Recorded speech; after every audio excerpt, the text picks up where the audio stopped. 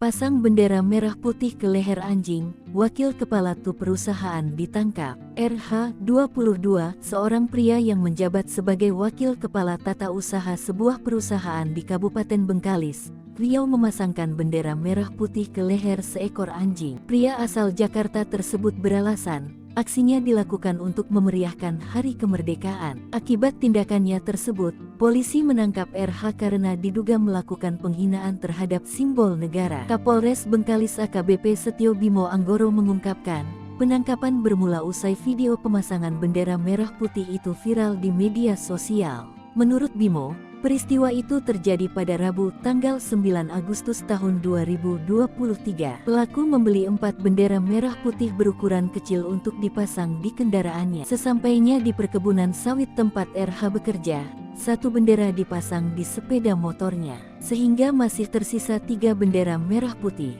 Pada saat berada di luar, pelaku melihat anjing di sekitar kantor perusahaan yang biasa bermain dengan pelaku. Kemudian pelaku memasang sisa bendera ke leher anjing dengan alasan memeriahkan Hari Kemerdekaan, katanya. Keesokan harinya atau pada Kamis tanggal 10 Agustus tahun 2023, seorang karyawan perusahaan meminta pelaku melepas bendera merah putih yang dikalungkan di leher anjing tersebut. Hal itu dilakukan setelah karyawan itu mengetahui bahwa RH yang memasang bendera. Sempat terjadi perdebatan.